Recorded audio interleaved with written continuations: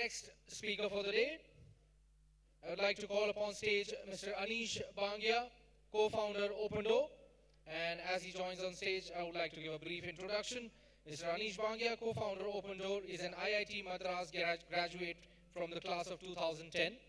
Aneesh co-founded OpenDoor with Abhishek Kariwal in 2013. OpenDoor now partners with over 300 schools, providing thinking classroom and thinking assessments program to foster deep thinking in children.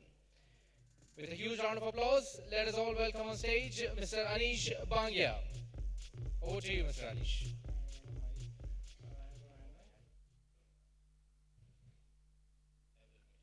Hello, hello, hello.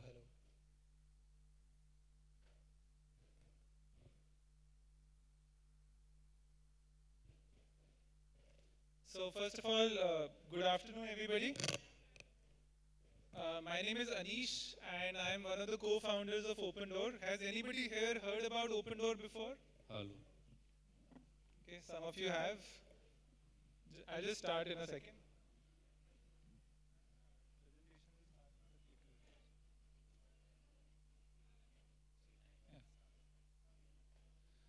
Am I audible? Okay. So OpenDoor does some very interesting work with schools. We have 4 products that we offer. Today I'm going to talk about the Thinking Assessments program that helps teachers in making students think. This is Abhishek and I who studied at IIT Madras, and we started OpenDoor around 10 years ago. Today we work with more than 300 schools in making students think. I want to begin by asking everybody a question. When you look at this image, what are the first adjectives that come to your mind? Majestic? Anything else? Any adjectives that come to your mind when you see this image? Heritage, majestic? Anything else? Love. It is a symbol of love. Thank you, Seymour sir. Love, majestic, magnificent, beautiful. I'm going to show you one more image. Which adjectives come to your mind now? Chemistry. Did somebody say beautiful, majestic? What about challenging? It is definitely not a symbol of love, definitely not magnificent, nothing beautiful about it.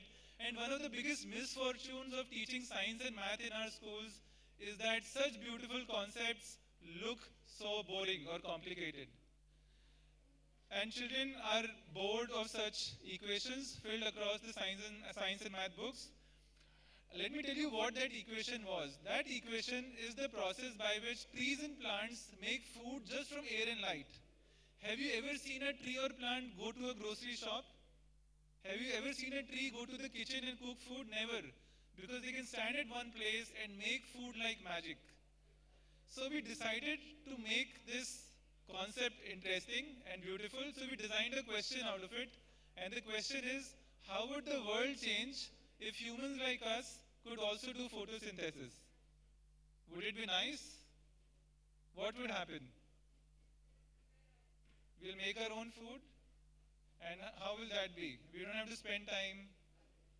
Using just sunlight and air, we can just make food. Anybody hungry here? Everybody had lunch? If you had not had your lunch, could you just sit here, open the window and make food? You can't. Because we are the most powerful species on earth, and yet we cannot make food like that. So OpenDoor designs assessments called thinking assessments with beautiful questions like these. And let me show you some more examples of some good questions. When you look at this image, do you know between these two animals, which of them is a predator, which of them is a prey? Which one is the predator according to you?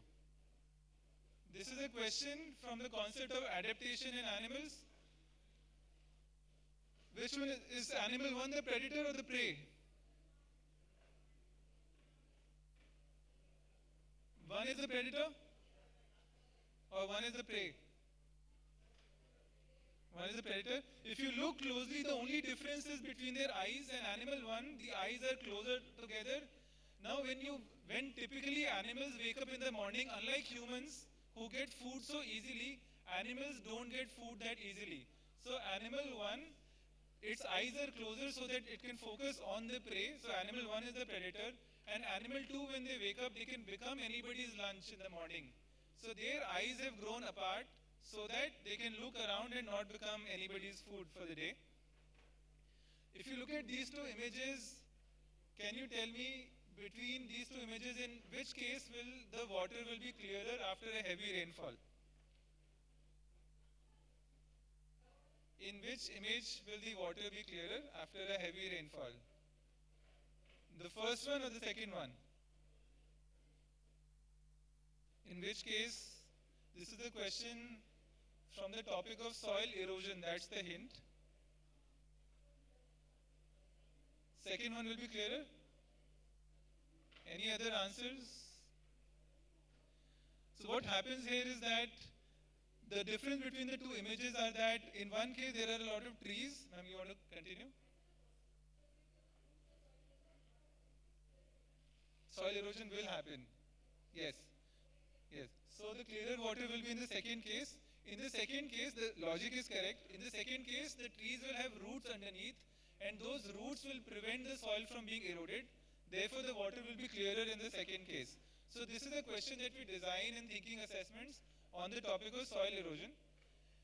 If you look at these two chocolates, very tasty looking chocolates, in which case do you think the perimeter is longer?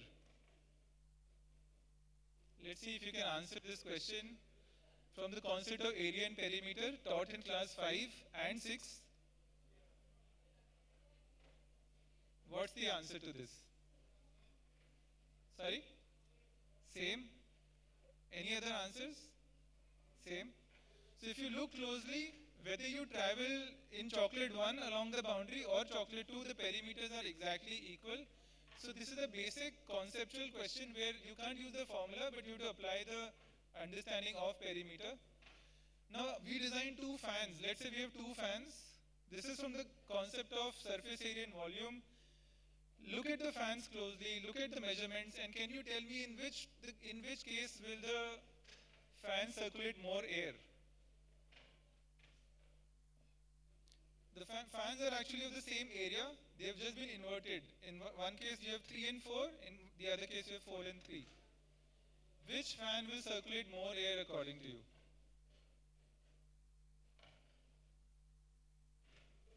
How many think fan 1? Okay, some of you. Fan 2? Okay, you think fan 2? Can somebody explain? Yes, so Abhishek sir is correct in the same right direction. We have to look at the fan which will displace more air as it rotates. When the fan rotates, it makes a cone of sorts.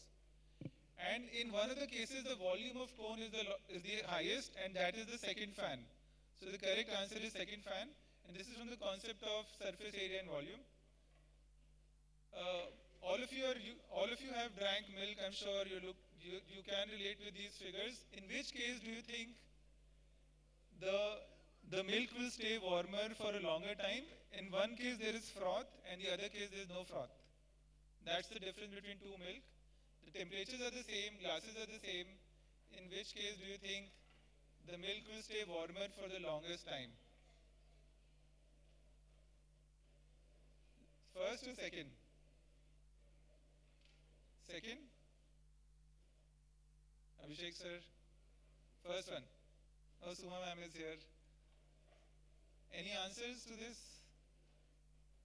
So the correct answer is the first one, because the layer of froth on the milk has air bubbles trapped inside it. Air is a poor conductor of heat, and because of that, the milk stays warmer for a longer time. Just like in winters, all of us wear sweaters, and sweaters have air trapped between the wool. So this froth is like sweater for the glass of milk. It keeps milk warmer, like sweater keeps us warm in the winters. Some of you may have seen this question before. This question is about the khadak khadak khadak khadak khadak khadak sound of trains. In which month do you think the khadak khadak sound is the loudest? December? In which month do you think the khadak khadak sound of trains is the loudest? We designed this question in our assessments on the topic of heat, expansion and contraction of metals. It is not sound. So how many of you think March? Okay, some of you think March. July? October? December? Okay, many think December. So the correct answer is December, and the railway tracks have gap between them. Now what happens is that in the summers the railway track expands and that closes the gap, but in the winters the metals shrink and that opens the gap, and then the wheel passes and creates a loud khadak sound. And I would like to show my last question is about a girl who's standing between two gardens, a hot rose garden and a cold jasmine garden. Do you know what will the girl smell as she stands between the two gardens? What is the girl going to smell? There is a hot rose garden and there is a cold jasmine garden. What is it that the girl would smell? Mr. Aneesh, we are short of time. Yeah, just 1 minute. So I'm not going to tell you the answer. The answer will be provided at OpenDoor stall. So anybody who's interested can come to the stall. I want to end by showing a small 1-minute video to show how. We are short of time. Please, just 1 minute. Can we just show the 1-minute video? I'll just show you how the assessments works, and that's all.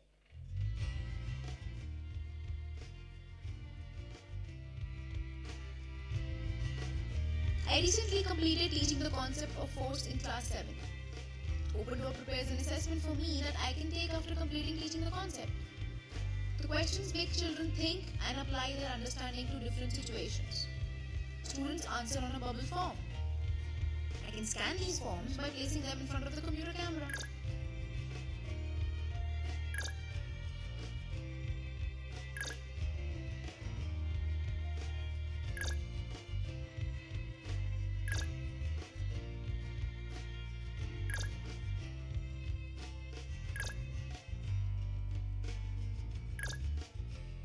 How quick is that?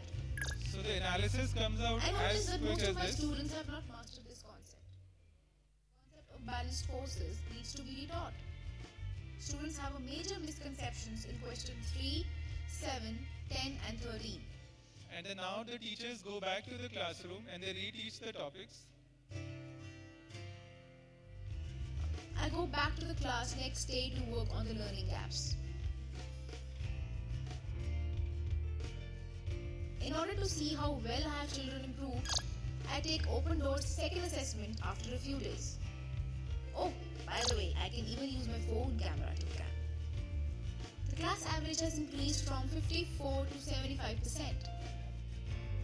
OpenDoor has helped me to make a lot of difference to students' understanding. Till now, I used to teach, Can we assess pause the video? by asking a few questions and move on to the next chapter. Now I teach, assess, do corrective measures. Thank you so much, and we are OpenDoor and our stall is right outside, so I look forward to meeting all of you. Thank you. Thank you so much, Mr. Aneesh.